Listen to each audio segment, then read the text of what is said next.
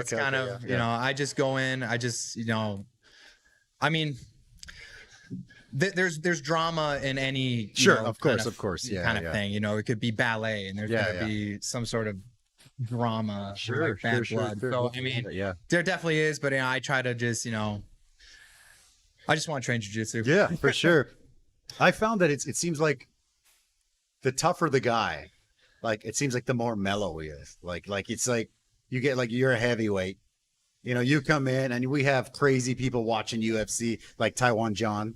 You know, he's always screaming and shit. Well, oh my God, I actually have to talk to Taiwan John because usually I have to leave. When everyone leaves, I have to leave. So he'll kind of like mosey out, right? Yeah. But last time he stayed and he was like harassing the staff and shit. He was a shit. He won't even remember. Like he gets crazy, man. Taiwan John. I know.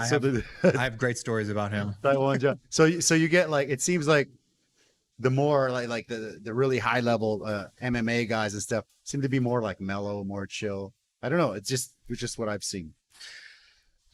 What do you think of that? Yeah. Like some of the Brazilian black belt guys are like the most mellow dudes. You talk to them and they're just chilling. With me, anyway. I don't know. Unless you're Mike Perry. Yeah, that's true too. That's different. Yeah. For me, it kind of definitely when I started to do MMA. Yeah. That's when I kind of realized like, man, I don't want to be fighting on the street. Okay. Yeah. Okay. Yeah. I mean, just because, you know, it's tough. Well, no, you hit someone, you knock them out and they hit their head on the concrete. Yeah. And then what? Then what? Yeah, what? seriously. Yeah. So it's like that. What was that movie? That Nicolas Cage movie, Con Air, where, where he like goes to jail for like messing up some dudes, and then like your hands are a lethal weapon, and he goes to this. It's ridiculous. Yeah, I don't know if that's true, but yeah. Yeah.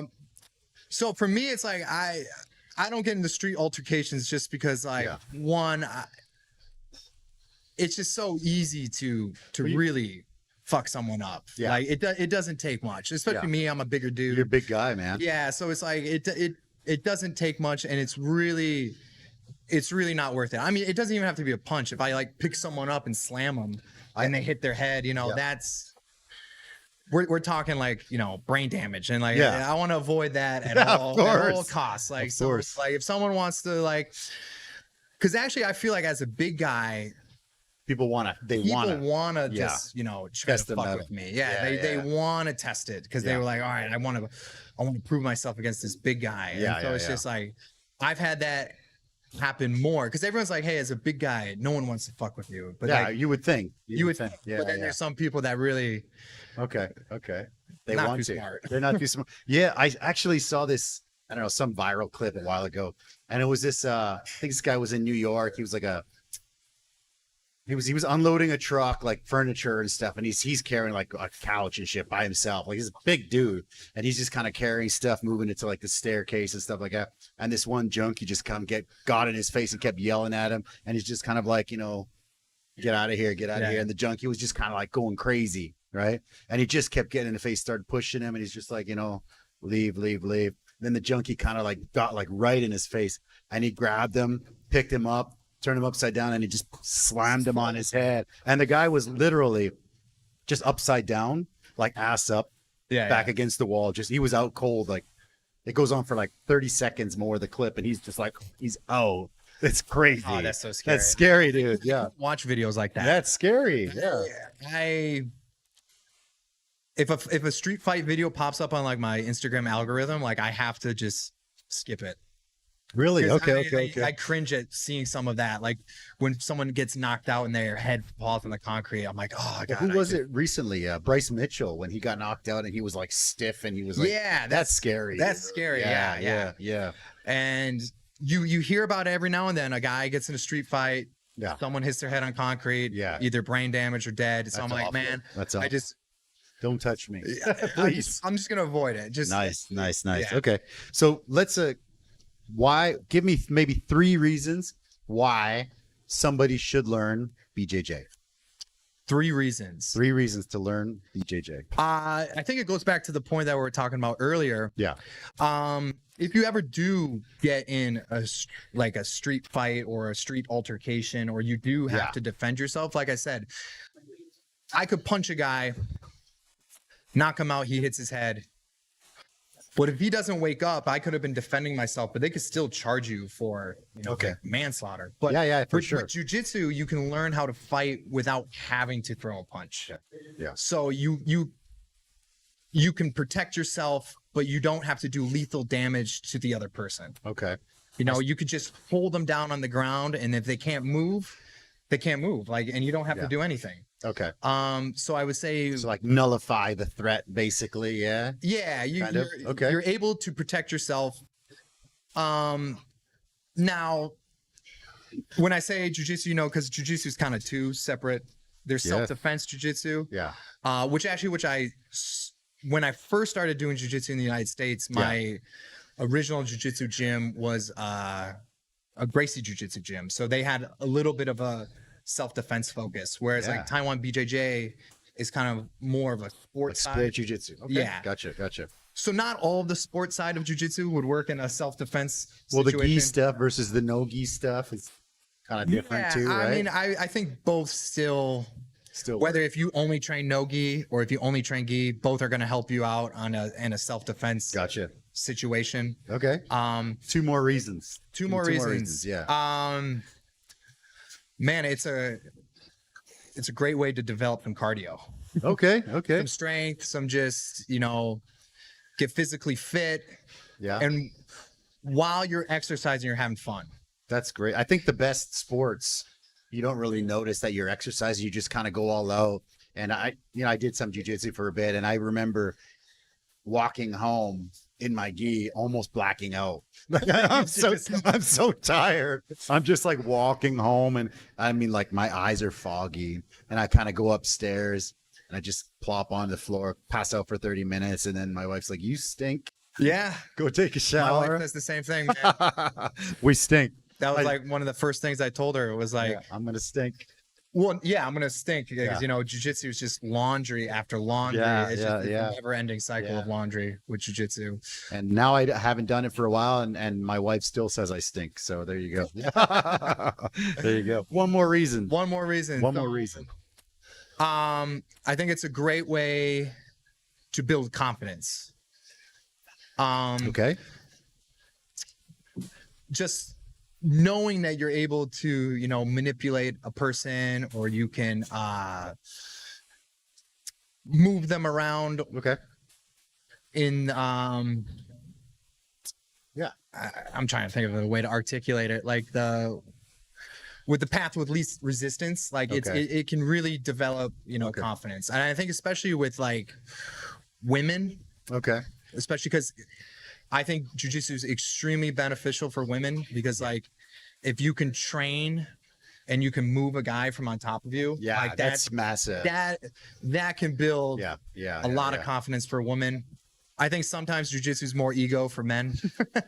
Well, I think like my daughter goes, and like she's in, like local school. So there's so much homework. So we have to really choose what we make sure she goes to, because it'll be like, 8 to 4 and then 2 hours of homework like every day.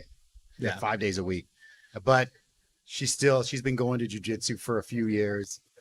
She trains with Matt Bateman, right? Oh, yeah, I know Matt. So we make sure she does. Sometimes she'll miss because it's Friday night, and if the restaurant is just super slammed, I can't get out to drop her off. But recently, it's not too far from here, and we just set up her own little U-bike thing, so she should be able to go. Yeah, so for her, that's the one thing that I'm like, no, you have to go. Yeah. I think it's great. Yeah. I think it builds a ton of confidence for women, kids as well. Yeah. I think it's super beneficial. And it's just physically demanding too. Like if you can do jiu-jitsu, wrestling, judo, like any kind of martial art, if you can do it and you do it consistently, it builds confidence. Okay. So beautiful, man. What about, so how does it compare, let's say like the BJJ, you've done sport BJJ, right? Yeah. And then into like the MMA, how do they compare? You had to compare MMA and BJJ. BJJ. You can't compare them. Okay. Okay. Yeah. So going into MMA. Yeah. I had a ton of jiu-jitsu experience. Sure. And it was actually David Way who convinced me to give MMA a shot, because Okay. I actually come from a wrestling background. Oh, beautiful. Okay. Because I wrestled in high school. Like, I'm from the Midwest, from, you know, Yeah, Midwest that's like American country, wrestling. like, Yeah. like, Okay. Bo Nickel. yeah, farm kids. Like, Okay, It was okay. just like Okay. that's all we did. That was like wrestling is like a religion in the Midwest. Yeah. And so I grew up wrestling. So, you know, wrestling's tough. I mean, wrestling's harder than jiu-jitsu sometimes. It's pretty, okay. Yeah, it's pretty physically crazy, right? But to transition from, well, let me back up. So David was like, hey, I really feel like your style of jiu-jitsu would be really good for MMA, because I have more of like a wrestling style jiu-jitsu. Okay. I do a lot of pressure. I like Okay. to stay on top. Gotcha. Yep. And so he was like, I really think you'd be really good at MMA. Okay. And so I was like, you know what? Let's do it. Let's do it. Let's give it a shot. Let's give it a shot. Let's give it. And so making the transition from just being pure jiu-jitsu to MMA was extremely tough. Okay. And I was lucky because I already had one key core concept of MMA, which was wrestling. Like, I already had like a wrestling base. So, but the cardio, MMA cardio and BJJ cardio are completely They're different. not the same. Okay. Not the same at all. Well, talk about that, because I think some people have done BJJ, some have done maybe MMA. Not that, I don't know. So for me, I think when you first start jiu-jitsu, you don't know how to pace yourself, so you're just sprinting all the time. You go hard and you get tapped. Exactly. And you don't know how to conserve your energy. Yeah. And so that was something I had learned from wrestling. Yeah. Because like wrestling is like just go. Yeah, Just like you're pounding your head against a wall. Like you're just always going. Yeah. So I kind of knew how to pace myself in a grappling sport. So when I transitioned to jiu-jitsu, I already was like, I actually felt like jiu-jitsu was like easier. Okay. But when you get more advanced in jiu-jitsu, I think you know how to you know when and how to conserve your energy. Yeah. Okay. So you're not just like blowing a full wad right away. Yeah. For sure. Yeah. You learn how to like use your energy effectively. Okay. And then MMA not so much, because MMA you're constantly moving. Yeah. Well, you see fighters that are just they blow it in like the first 3 minutes, right? Oh, absolutely. Yeah. And so, especially because MMA, you're on your feet and you're striking, and striking uses more anaerobic cardio. Yeah. So that's more like long distance running. Okay. Like you need more of that kind of cardio for striking. Sure. And of course, you know, there's times in striking when you're gonna have like a flurry and flurries of punches, and you're gonna use up a lot of energy. But for the most part, I would say MMA use like anaerobic cardio. But jiu-jitsu, you can just chill. In certain positions, you can just wait and just hang out, be defensive, and then you can explode. And then you can just use your pressure, hold them down. So then you're not using as much energy. So for me, that was the hardest part. Okay. Transitioning from jiu-jitsu to MMA was like learning the cardio. So I really tried to like bike, run, just do as much cardio as I could. And then the next hardest part was the striking. Okay, yeah. So striking was wrestling and jiu-jitsu, obviously grapple heavy, right? Yeah. Okay. Yeah. And I'm still not the best striker. Okay. I actually was last week. I was at AZ Fight Club. Oh, shout out to AZ. Yeah, shout out to AZ. Steven. I was Cheers to Steven. Steven. What's up, brother? Steven Shu, yeah, he's a good dude, man. Yeah, he's a really good dude. So Tyson Liao does a striking class on Tyson. Oh shoot, okay, handsome Tyson. Yeah, handsome Tyson. That guy's a beast. Yeah, he is. And I sparred against him, and he just fucked me up. Okay. But that's what I mean. He comes from like a pure striking. Striking, so he has like that striking cardio. Yeah. And I would say I have like good cardio, but like, man, I could not keep up with him. The first time I seen him, so I was in it was I can't remember how many years ago it was, but it wasn't even WOTD, it was RFC, and they had an event in the Xiaoju down the Taipei Arena, but not the big Taipei Arena, the small one, but still massive, right? Yeah. So was close with Kemp and all these guys for a long time. And these guys were putting on the big event. They were getting the big arena and stuff. And they're like, oh, we're going to need food. So I'm like, I love it. So, okay, we're going to do tacos. So we started selling all this food there. And, I had staff there. So they were selling and I just went in to watch fights basically most of the time. And that guy just like knocked out I think he was probably like 18 or 9. And he just knocked out like a man. Yeah. Knocked him out big time. And I was just holy crap. And then when he came up to eat, I saw him and I was like, he was like a kid, like 18 or 19, but just like a beast. Was crazy, man. Still is, man. Still is. Is. For sure. The last time I did commentary, he came in and he mixed in a little bit. Yeah. Bye-bye. Yeah. See you. Thank you. And he mixed in and he's great, man. I love that. Yeah, man. His striking is like top tier. Like, yeah, he's awesome, man. Yeah. So I get womped on by him. Okay. Well, that's understandable. So but back to my main point, the hardest part to transition was definitely the cardio and the striking and just learning how to take a punch or how to be comfortable like throwing punches or like have punches coming towards you. Because it is like nerve-wracking. I think the average person would be kind of like flinching or bracing or whatever. I would imagine. Yeah. And then you don't most of the time when you watch the fights, you don't see that. Everybody's kind of like, the average Joe, I guess. I had a hard problem with like when I first started striking. Like, I would close my eyes when they would throw a punch. Okay, gotcha. Which is hard to teach your body because it's because it's yeah. So it was really hard for me to not do that, but like. I still do it every now and then. It's gotta be tough. Yeah. Yeah. Speaking of the fights, man, I mean, you are fighting a heavyweight, right? So is it hard to find heavyweight opponents in Taiwan? Yeah, absolutely. It must be. Yeah. Right? I mean, even jiu-jitsu tournaments throughout like East Asia, because I've competed in Japan, South Korea, Taiwan. I've done jiu-jitsu tournaments over there. Yeah.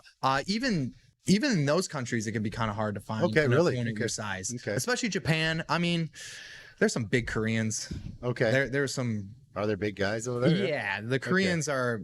Well, first of all, that's like a martial art country. Like that, yeah. Like they are super good at judo, wrestling, like a lot of MMA fighters. That's a very like Korean Zombie, Korean Super Bowl. Yeah. Shout out to those guys. Love them. Yeah. But yeah, even like going abroad to jiu-jitsu tournaments, it can be hard to find an opponent my size. But like especially here in Taiwan, it can be hot, kind of hard. And do you ever think about maybe like cut weight to light heavyweight to see if you could get some more? I don't know. I know cutting weight must suck. Or maybe call out some of the light heavies to move up. Is that something you do, or you just wait for heavyweights, or how does that work?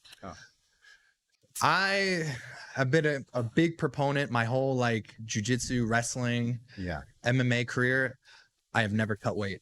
Okay, good. Like even in high school wrestling, I was always the big guy. Okay. So I wrestled at 220 pounds. Okay. In high school, which would be about, what is that in kg? Maybe like, I don't know. I think because I watch so much UFC, I also think in pounds. I think it's 100 kg. 220 is 100 Yeah, that's about right. Yeah, 222, right? Yeah, in wrestling, in high school wrestling, I walked around at like 215 pounds. So I was like, I'm not gonna cut down to. Okay. Yeah. So heavyweights, at least in the UFC, it's 205 to 265, right? Yeah. That's what it is normally. Okay. And right now I'm about 106 kg, so about 235. Okay. Do you feel it if you were to fight like someone at a 265, is that going to be a big advantage? Yeah, they would be. Yeah. So because I'm kind of in a weird spot because like I'm not big enough to be heavyweight, but I'm like I don't want to cut all that weight to go to light heavyweight. Because like 30 pounds is still 30 pounds. Like, well, I've never cut weight, and I can imagine it. And you see professionals that are like, it's tough. It looks rough, man. Especially like can't be good for you either. Yeah. Well, especially because I'm at the amateur level. Okay. Yeah. And I don't really want to. If I had like a professional fight. Yeah. Jake Paul or something. Yeah. Let's go. Hey, Jake Paul, let's go. Yeah. No, I don't want to box. Yeah. Okay. Yeah. Yeah. I would think it would if it was like professional level and I was getting paid, you know, to cut weight. Then yes, I would do it. That's different. But like as an amateur, I just don't see the benefit of like That makes sense. cutting weight and then Damaging too, right? yeah. And I'm actually trying to gain more weight, like gain some more muscle so that I could be like Yeah. a little bit more of a solid, faster heavyweight than like the big light heavyweight that's slower. Well, there's like who was the perfect heavy? Like Stipe, prime Stipe was like about 225-ish. Yeah. And he was like, he moved like a middleweight, like maybe not, I mean, 40-year-old Stipe, but like, yeah, when he was coming up, he's perfect. You know, so he would, you know, he would have to go with some of the bigger guys and he would just kind of. Yeah. Or like Cain Velasquez. Cain was the king. Yeah. I mean, he was. Cardio Cain. Yeah. He wasn't that big of. Yeah. I actually think I'm taller than him. Yeah. But like maybe like same size. But like he was not a big heavyweight, but he was just fast. Destroyed Brock Lesnar. Too, yeah. Man, that was crazy. Yeah. We knew it would, but Brock is just a monster. Like Brock's crazy. Did you see the picture of Brock's daughter who's like, oh yeah, she's just like Brock, mini Brock. It's crazy. Yeah, with a ponytail. Crazy. It's crazy. Yeah. She's like lats are just like ripping through. It's like, yeah. Yeah. Like same forehead. It's crazy. Yeah. It's crazy. It's kind of crazy, man. Yeah. So I rather be, and I had this philosophy like when I was in high school wrestling and jiu-jitsu tournaments and like MMA, I'd rather be the smaller, faster guy with better cardio than like the really, really big guy that's slower. Okay. So gotcha. Like, do you, I guess in the light heavy and heavyweight, there's maybe not that many, is there a lot of foreigners, expats in that kind of division? Is that where all of them are? I mean, I know I see some guys they look pretty big. Like I know Jason Weeks fights at the light heavyweight, right? Yeah. Would you be? Man, dude, it's so hard to tell. Yeah. Cause like, I go to jiu-jitsu tournaments and I see these people. I'm like, yeah, that guy's definitely in my weight class. And then they're like, no, they're like a welterweight. Oh, like they're smaller. Like I can't. Gotcha. I can't tell. Yeah. Okay. I think. Would you fight a light heavyweight catch weight and be the bigger guy? Would you feel something like if you called out? But I guess again, Jason is a buddy of mine. You know Jason Weeks? Yeah, I've heard of him. Yeah. We talked once after one of my fights briefly. Yeah. I was just like, but like after my win, I was just so in the zone. Like I can imagine. Yeah. I just want to shotgun a beer. Yeah. It's like me walking home after jiu-jitsu, blacking out big time. Just like, how did I get here? Yeah, it's crazy, man. Yeah, beautiful. Man, I would. I'm gonna sound really lazy, but yeah, if someone did a catch weight like at 225 or like or 220, I would do it. Like not that much weight, but I would. I don't want to go down to 205. Oh yeah, for sure. Understandable, man. So you're training how many days a week? 5, 6, 7? Depends on what I'm doing. Yeah. So so no matter what, I train usually 5 days a week. I always try to get 5 days a week. 2 of those days I do strength and conditioning in the morning. So like I'll go in the morning, lift weights, do my cardio, work, and then I'll train at night. Okay. So right now, because like I haven't really been training MMA, because I hurt my neck pretty bad. Like, Oh, wow. About 2 years ago, I had like some bad neck problems. Like I was getting hit and I would get like an electric shock down my arm. Oh, shoot. Okay. So I had to pull out of a WOTD because my neck was just like, I couldn't spar. Because if I got even just like a little jab, I'd get like this electric shock. So, oh, wow. Okay. Yeah, I remember telling Kemp that, and Kemp's like, yeah, you really need to like fix your neck first. You got surgery, you said? Or No. I just rest. I just did neck strengthening. Okay.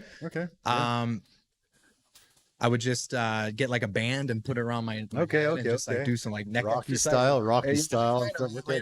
If you see it, it looks really stupid, but it works because my neck is like much stronger now. Okay, beautiful, and it's all gone. You're all sorted. Yeah. Yeah, beautiful. and it was I was even having a problem when I was doing jujitsu because, you know, in jujitsu, you use your head a lot. And so, like, even if I moved it, I would just get like just an electric shock. So, yeah, I had to fix that first. So maybe the past year and a half, I've only been doing jujitsu, but I'll do 1 day a week of either boxing or kickboxing. So I've really tried to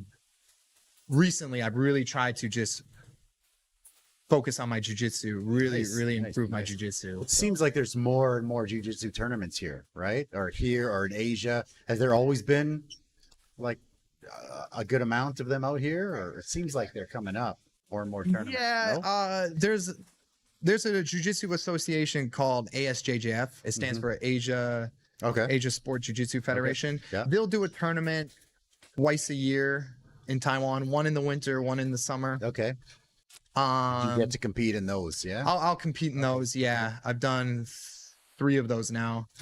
Nice. Then they have like the national Taiwan jiu-jitsu tournaments. But you have to be Taiwanese. Yeah, you have to be a Taiwanese national to do those. But the big jiu-jitsu federation is called the IBJJF. Yeah, this one I know. The IBJJF will do, and I've done those in Korea and Japan. So I'll go there to do an IBJJF tournament. Recently, after COVID, they haven't been doing it much. They're finally starting. Last year, they finally started bringing IBJJF COVID was tournament. a shit show for everyone. Yeah. Oh god, try having a freaking restaurant in COVID, man. That was awful, dude. Yeah, shoot. Yeah, 3 or 4 months of like no dining, and people are like, "Oh, did you still use Uber Eats?" And I'm like, "Uber Eats, yes. Uber Eats takes 35%. Oh, like right off the top. It's crazy. So, right off the top, you're not making anything. You know? I mean, but it's rough. I use it sometimes, but if I can go out, then I'll go and grab it. But sometimes I'm lazy too, right? And also, we built our own online ordering system just before COVID, and then so that helped us a lot. But yeah, it's good. It's still pretty good, brother. Yeah. Let's pull up some pictures here, and you can tell me about them. Yeah. Boom. I had to pull that one out. All right. I had to do it. It's a good picture. All right. So this is our advertisement that we made at Core Space, where I'll be teaching the 5-week introduction to Brazilian Jiu-Jitsu course. It was my idea to do this course. We wanted to take people with no jiu-jitsu experience at all, or any martial arts experience, really. Because I've talked to a ton of people who are like, oh, I really want to do jiu-jitsu, but I feel intimidated. Okay. Yeah, that makes sense. That makes sense. It can be intimidating. It can be, yeah. You know, going to a gym, or some people have this preconceived notion of what jiu-jitsu is. They think they're gonna think it's like dudes with tap out shirts, like down there shirtless, just beating the shit out of each other. But it's tough man days. Yeah. So we wanted to make a course that was very like welcoming, one that was just for like, I mean, jiu-jitsu is really complicated. Yeah. I mean, like I said, I did a little bit, and I did it for a while, and it's like it's not possible to learn everything, and whatever there is, there's always a counter, and you're just always getting tapped out. Yeah, like, and shoot, man, again. Even tiny guys, I was like, man, I'm getting smashed. I know some places will do this. Well, they'll just take, you're a new member, and they just throw you in. And you just got to roll on the first day. I'm pretty sure Taiwan BJJ does not do that. Professor Makoto really monitors the students, so he does a really, really good job, like making sure, all right, you're not ready to roll yet. So I'm not going to let you do it because I don't want you to get hurt. Because I want you to keep showing up. I want you to do jujitsu. So I kind of, which one do you agree with? Like, throw them in there and let's see, sink or swim, or like, no, let's ease them in. Well, I definitely like Makoto's way much more, because that was where I got the influence for our thing, was that, all right, Yeah, I got smashed my first day. Yeah, And I like not quite like cracked a rib, but you know, like my rib it's still messed up now. Like it's forever like displaced a little bit. So if I put it on the wrong spot, it's like, ooh, that's still there. Yeah. With that point, I mean that could have been a situation easily avoidable, you know, because like if you just had like a little bit of knowledge of like what the position was or what you're even trying to do, because like a lot of people don't even know. Yeah. Like we say, all right, get past the legs, submit them, but they're like, yeah, what am I doing? What do you mean get past the legs? Like and then there's me who watches a shit ton of UFC, and somebody had one of my buddies who's a blue belt had my back, and I was kind of, you know, like fighting the hands, and then I kind of loosened up, you know, he had the hooks and I was kind of loosening that up, and I'm like, I'm gonna spin around and end up on top position like Showtime Pettis. Yeah. And when I was spun, he just crushed my ribs basically, and I was like, oh, and it was bad. It was rough. Yeah. So yeah. It doesn't hurt so bad anymore. Yeah, but that was like 3 years ago. That was like 3 years ago. That's not good. Yeah. Yeah, that's not fun. We don't want to like. No, that's we don't want to do it like, hey, broken ribs on the first day. Please come back. Please come back with your broken ribs. Yeah. So no, because I really I see jiu-jitsu as like it's like one big game. Okay. But within it, there's a lot of little games. Okay. Like, and what I mean by games, little battles. Yeah, exactly. There's a lot of little objectives or battles. Okay. So what I wanted to do in this 5-week course was like, okay, I'm going to introduce like one of these little battles or objectives that you need to get done in jiu-jitsu. Yeah. And then we're just over the 5 weeks, I'm going to teach those. So by the end, you understand the big picture of jiu-jitsu. So you know what you're doing, you know how to like go into a sparring situation, and you know what the positions are, what you want to do in each position and what you don't want to do in each position. So that was my whole philosophy, because I did see Makoto a lot of times take new students and he would just have them observe or roll. Just watch for So I really liked that approach. And I think it seems like when you roll with like a really like a high level belt and you're a white belt, obviously you're not going to tap them out, but they kind of they guide you, and they're kind of like, hey, you know, you could do this, do that. Obviously you're not going to win, but they're kind of like, they're not going to smash you. Like you go with like another, like a higher level white belt, or like a, you know, somebody just went blue and their goal is just destroy you. And I was like, oof. That was tough. Well, yeah, because there's a pecking order. Yeah, exactly. So it's like, and you're the biggest dude there, and you're like 150-pound dudes just getting, it's crushing you. Well, yeah, because you know those guys are getting picked on by all the higher level guys, so they're like, all right, this is my chance to smash the big foreigner. Exactly. Like, all right, yeah. And then, but so that was smashed. It was fun though. It's fun. Hey, sometimes getting smashed is fun. Yeah, it was good. It was good stuff, brother. Well, let's look at the next one. Yeah. That's a good one. Okay. All right. This is only in America. That picture, I think. Yeah. I was looking through my phone. Yeah. I had to send this photo. So that's me holding a 12 gauge pump shotgun. Okay. I think that's my dad's. That's not in Taiwan. No, that's not in Taiwan. That's in my parents' house in the U.S. Okay. My parents live in Maine. Oh, very Maine lobster, baby. Yeah, Maine lobster. Yeah. Okay. So I grew up hunting.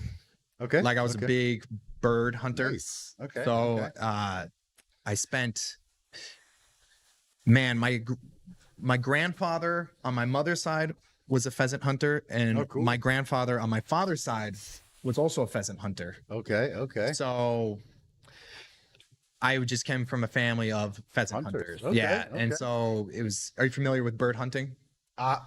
Not really, but I've seen birds get shot. Yeah, so it's basically you go out in like a cornfield or like a field, and because pheasants don't like to fly, they prefer to run. They only fly when they're scared. Okay. So you basically get a dog to help you find a pheasant. It's like duck hunt. Yeah, exactly. Yeah, and then you kick the pheasant up, and then you have to shoot it. Oh wow. Okay. And so this is going to be the most American thing you've ever heard, but one Christmas, next to the Christmas tree was a gun wrapped in like Christmas wrapping paper. Okay. And I was like, Not even in a box. It's just like a full out shock. I'm like, wow, what could this be? I wonder what my dad got me. Okay, that's awesome. That's yeah, but it was actually my grandfather's gun. Oh, that's cool. They passed it down to me. That's cool. So, Yeah. my wife, it was her first time going to the U.S. Okay. And Maine is like the weirdest first state to take someone. I've never been, but I just know Maine lobster. Yeah, it's just like way the furthest Way up east. there. Yeah. Yeah. And I think there's only like a population of 1 million people. Okay. There's more people in Taipei than More people in Tianmu probably. in the whole state of Maine. Yeah, that's And awesome. so I was like, all right. My wife knows that my family, like I come from a family of hunters, and she knows like we have a ton of guns. Yeah. So one summer night, my dad had one too many Manhattans, and he's like, I love it. and he's like, Rachel, come downstairs. That's my wife. Okay, So he okay. brings her down, and he opens up the gun locker, and we're just shoveling guns to her to have her Okay. hold. Yeah. And I couldn't find the photo. There's one of her holding it. Like Okay, the gun okay, is the okay. size of her. There you go. Oh, I'm sure. Yeah, and so- I'm sure. Yeah. So yeah, she yeah. took this photo of me That's a good holding the picture. gun. And so, I mean, they're not loaded, by the way. I just want Yeah, everyone to that's be, I want okay. everyone That's to be all good. clear. All Yeah, good. yeah. She hasn't shot one yet. We want to plan one summer Okay. to go out there, and Summer's beautiful there, I'm sure. yeah, they are. And so Nice. have her shoot a gun. Okay.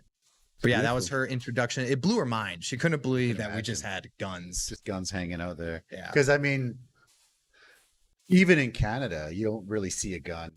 You know, in Taiwan, you never see a gun. But yeah, that's beautiful, man. Let's get a couple more pictures in there. There we go. Boom. Boom. Oh, I had man, to you go went way way- back. I had to go way back. Back. That's a good one there. Yeah. Oh man. Oh, cheers to that one. Cheers, man. Yeah, that's Yeah, a good one. I was like, was that you? Yeah. That's a good picture, bro.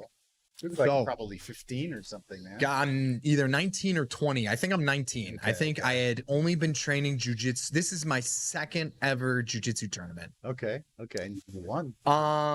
Yeah, this Natural. was this was when I was a white belt. Okay. Okay. Uh, No gi, it looks like. Yeah. no, it was gi actually. gi, And okay. I don't know why, but they had us take our gis off for Okay. the. for the- Okay. Yeah. It's yeah. kind of weird. So this is a jujitsu / MMA company called Combat Corner. It's huge Okay. in Milwaukee because that's where they're based out of. Okay, Shout out to yeah. Milwaukee right here. Milwaukee Brewers, right? Yeah. That was my Actually, and I would see Anthony Pettis at these jujitsu. Really? Yeah, Oh, I Pettis is love a him. Milwaukee guy. So yeah, if you- Oh, that's right. He is. yeah. 414. I love that guy.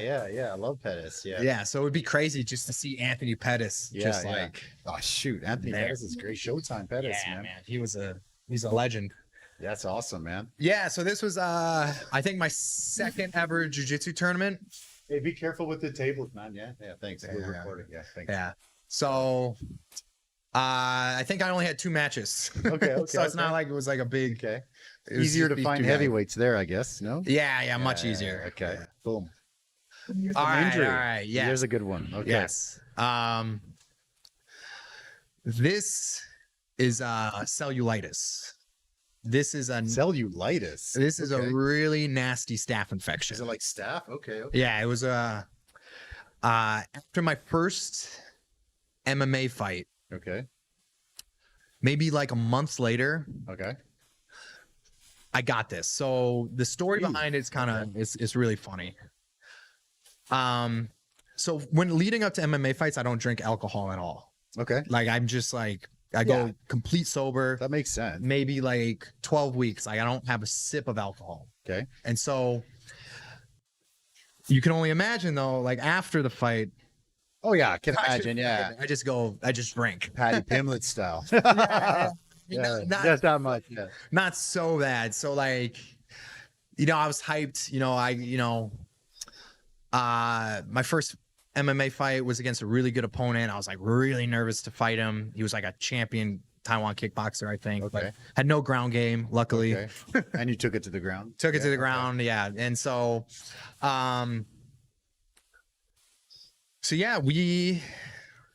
my wife, I, and a couple friends, we went out to. Are you familiar with Maji Square? Yeah, of course. All right, Yeah, so I know Machi. one of my friends is kind of hound. Like he just wants to. Yeah, sure, Just- man. We were all young. Yeah, once just- upon a time. Yeah, he's not so young. Yeah. Okay. We all think we're young sometimes. Yeah, too. so Okay. I love his logic behind it because he's like, listen, Trying to enjoy my life. Music 23 is a bar in I Maji know- Square, I know and those guys. they do a gay night, Okay. and he's okay. like, gay nights have the best ladies there because the ladies heard- go out with their gay friends. I've heard that. I've never been to a gay night though. Yeah, so.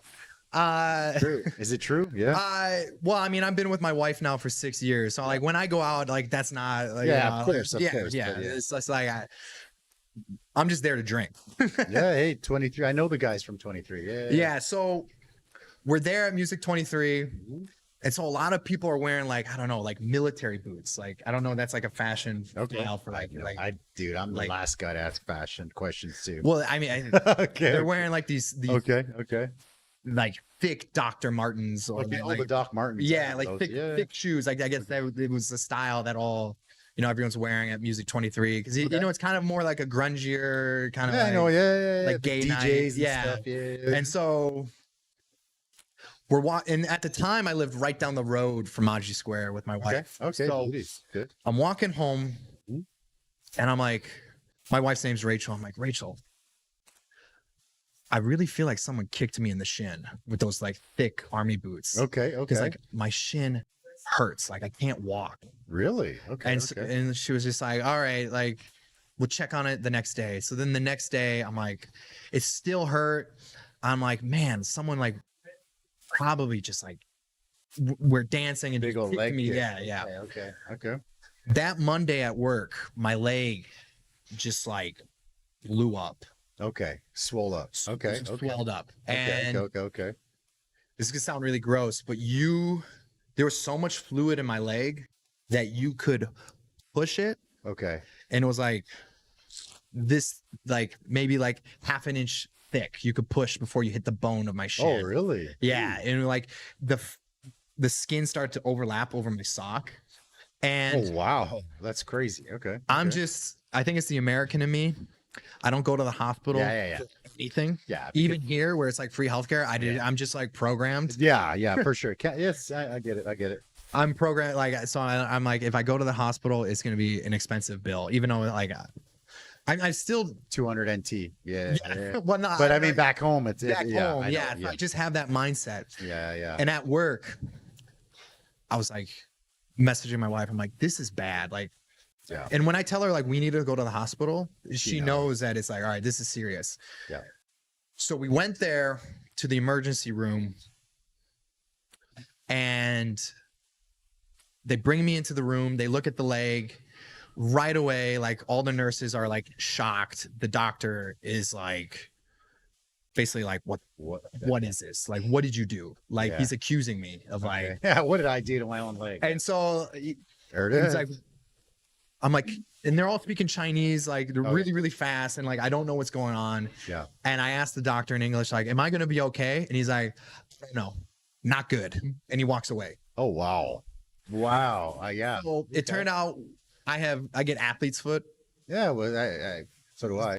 So, I mean, yeah. so it turned out what cellulitis is usually a staph infection is Okay. on the outside of the skin. Okay. But the cellulitis is a staph infection under the skin. Oh, So it's Wow. really bad. that is bad. Yeah. Okay, So okay. Wow. they think it went through my athlete's foot. And so Oh, shoot. they put me on antibiotics right away. Okay. And how long did it take to heal up? Long time. Like a month. Yeah, holy crap. I had that. It was swollen for quite a bit. I was on a ton of antibiotics. Oh, It was just That sucks. antibiotics Man, suck. I mean, antibiotics suck. they're great, Yeah.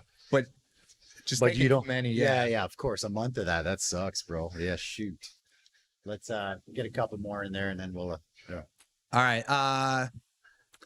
This is actually the Tokyo Olympic Judo Hall. Oh shoot. Okay. So anytime Japan hosts the Olympics, this is where they do judo. And okay. I was going to compete in the IBJJF Asia Open, which is like the biggest IBJJF tournament throughout Asia. Awesome. Yeah. And so this was a shot that my wife took of me walking in. Like, she knows, like, anytime there's an MMA fight or jiu-jitsu tournament, she knows, like, don't talk to me. Just leave me alone. Like, I don't like to be talked to. I like to just like focus, and I don't like to do small talk. I don't. I understand. I understand it. Yeah, everybody's got to get into like the zone. Yeah. Yeah. I get it. So, and it's a beautiful hall, and it's hard for wives to not. Yeah. I mean, bless her soul, man. Yeah. She like. That's not just it's every wife, man. Yeah. It's like, why are you ignoring me? Just. But that place was really cool because they have other martial art events going on. Okay. Like, are you familiar with like the really tall Japanese bows? Like the ones that are like, I have not. like they were doing like a Japanese archery tournament. Oh, that's the cool. Same time at this jiu-jitsu tournament. That's cool. Okay. They had guys in a room with like bamboo. And they have samurai swords, and they're like in kimonos, and they're like they're trying to show how fast they're one slice. Oh shoot, like, that's like movie stuff. Yeah, like that's going cool. through, like trying to see how many bamboo they can cut through. That's cool. It was just like, it's cool. They were selling samurai swords. Oh, did you get one? No, you wanted man, one. You wanted way one. too expensive. Yeah, for sure. Yeah. So that's a really cool place. That is cool, bro. Yeah. That is. I actually I went to watch a UFC in Japan, and they had this front row was empty, and then about halfway through the main card, about like 8 sumo dudes, like 6'6", like 300-400 pound dudes. They come and just walk by, and it was holy shit. They're huge. These dudes are huge. Yeah, I know. I saw one in Tokyo. Massive. I was shocked. You know, most of them are Mongolian. Are they? Yeah, most of the top tier sumo wrestlers are from Mongolia. Okay, they're bigger in Mongolia. Yeah, I guess, dude. I mean, Mongolia is just like a huge wrestling country. Oh, that makes sense. Okay. Beauty. Yeah. Couple more and we're good. All right. This is the IBJJF Seoul Open. Scared away the third place guy, I think. Yeah, there was a third place guy. He didn't show up, which kind of makes the picture look worse. But this was a big tournament for me because I won my weight class, and then I won the absolute division. So like the open weight class. Open weight. Oh, nice. So I got double gold this was IBJJF Seoul. So this was like a big tournament win for me. Okay. Like, nice, man. Yeah. So I think shortly after this, I got promoted to purple belt. Beautiful. So that was a really fun tournament. We went there in the dead of winter. It's like Canada then. No, I'm not maybe not as bad, but I remember going to Seoul once, and it was like a December 1st, and it just was snowing, and everyone's like, "Oh, it's snowing," and I'm like, I have only summer clothes in Taiwan, so I'm freezing. Yeah, craziness. Yeah, our first day was snowing there. That's rough because we were in there in December. There we go. We got a couple left. This looks like a good one, man. Yeah. So this has a really good story behind it. This was for David Way's wedding. Oh shoot, David Way. And I sat next to Steven. Nice. And Makoto was at our table as well. And I have never gotten that drunk on a Sunday. Yes. It was like me. It was Steven, Makoto, some other jiu-jitsu guys, and there was wine. And me and Steven were just putting them down. Yeah, Steven was putting them down. I was putting them down. Nice. We just kept drinking the wine over and over. And then that's awesome. Steven, I think, took a couple bottles home, and and then hilarious. I normally don't drink wine. I'm not a wine drinker. Yeah. But that was the only alcohol that they were. That's all that's there. You got to do it, right? Yeah, and I'm like, God, I had the worst headache. Oh yeah, for sure. Yeah, understandable. And I remember the next day, Makoto at Jiu-Jitsu was like, "Are you hungover?" I'm like, a little bit. Yeah. Like, we were just drinking so much wine. That's crazy. So yeah, I love that. Yeah, no weddings. You got to get it. Especially if you're at a table with good folks, man. Then it's a good time. Yeah. Last one, Fruity Pebbles. All right. Yeah, this was back to when that gun picture. Okay. The one thing I really wanted to show my wife in the U.S. was. Fruity Pebbles? No, not Fruity Pebbles. No. Okay. Was like an American grocery store. Okay. Sure. I was like, this is America just put into one. Okay. It's just like the amount of selection And I get reverse culture shock when I go to an American So do grocery I. store. When I go back, I do too. Yeah. It's like there's so much selection. And so my wife went through the cereal aisle and it just blew her mind. She couldn't. It's crazy how cereal is just crazy. There's so much, so many kinds. That and she couldn't believe the alcohol selection. Okay. Yeah. That's funny. I mean, I know in Canada you guys have your separate stores. We have separate stores. Yeah. Yeah, for liquor stores and stuff like that. Yeah. But I mean, still, like I've been to Canada. It's still a ton of selection, and like when you go into a Canadian like liquor store. Well, now there's weed stores, which was shocking for me when I went back. It's like everywhere you go, there's like marijuana stores. It's like, holy crap, crazy. Yeah. Yeah, that was Shocking. that was this past summer. My wife's sister came to the wedding because we had the wedding in the U.S. Okay. Yeah. And that blew her mind. Okay. Because the weed shops were everywhere in Maine, and she walked into one, and she was like, okay. She couldn't even. I don't think she's ever seen weed. Yeah. That was her first time seeing. Well, here you don't. Yeah. Here's you don't really get to see weed out here. For sure, yeah. And you don't want to. Yeah. The funny thing about weed is being Canadian and Mexican, new people always assume I've got like weed under the counter. I'm like, I don't have weed, guys. But you're Canadian and Mexican. I'm like, no, I don't have weed. So Stop asking. Stop asking me for weed. I don't have weed. We do not sell weed here. So yeah. And anytime there's any news about a foreigner getting busted for weed, it's always a Canadian. It's always a Canadian smuggling weed in. And you thought, oh shit. Is that true? Yeah, always on the news. It's like Canadian he grows weed. Like, all right, sure, take it easy. What are you guys doing? I don't know, dude. I don't know. But I don't know, man. Do you have any advice for people that maybe want to start jiu-jitsu or they want to start maybe their MMA career out here in Taiwan or anywhere in the world? Advice I would give, excuse me. Yeah, do your thing. I would first say pick a martial art, whether it be jiu-jitsu, wrestling, kickboxing, boxing. Pick a martial art. Okay. Train in that martial art, maybe like a year, 2 years. Compete in that martial art. Okay. As much as you can, and then slowly start adding in, other aspects of your game. So like, for example, like, I was, a wrestler. Yeah. And then right out of high school, I started jiu-jitsu. Yep. And I mean, I didn't go the typical route, but I really developed my ground game. So then I went. Yeah. Probably smashing a white belt, smashing everybody, I would imagine, in jiu-jitsu. Yeah, and I have an advantage over, some of the MMA fighters here too, with like just the amount of experience I have in grappling. Like it's just like wrestling, I did over like 100 high school wrestling matches. Nice. Okay. So like I just have an advantage of like a huge advantage in grappling. Okay. So I would say, just pick a martial art and compete in that martial art as much as you can. Okay. And nice. Yeah. Okay.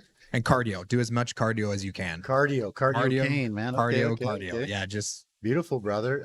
If you guys are looking to join the 5-week course, what can they do? I've got a link to Course Base in the description below. So go to the Facebook page, and how else can they find you? So we only have 6 more spots open. Oh, yeah. Congrats. So if you want to do it, do it quick. Because we're gonna be starting, I think, March 12th. Yeah, a week from today. Very soon. A week from today. Yeah. You got a week. 6 people left. Fantastic. Kind of at an odd time. We're gonna be doing it from 9 a.m. to 10 a.m. because I got to work. But hopefully. You're filling it up, so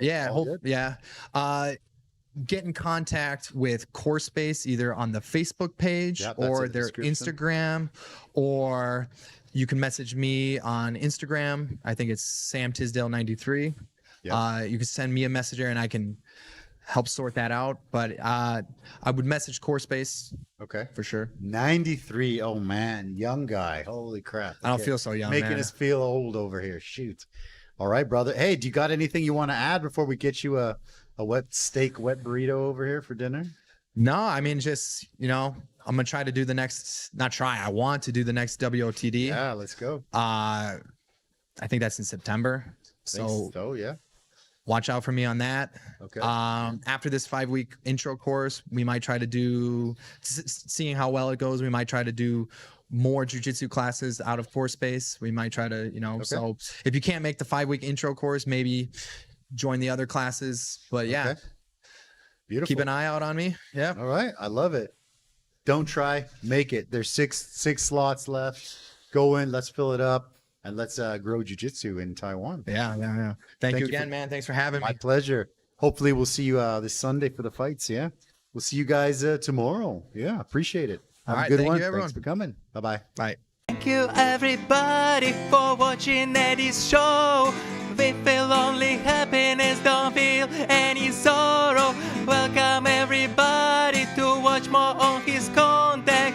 Eddy Live Podcast. Eddy Live Podcast.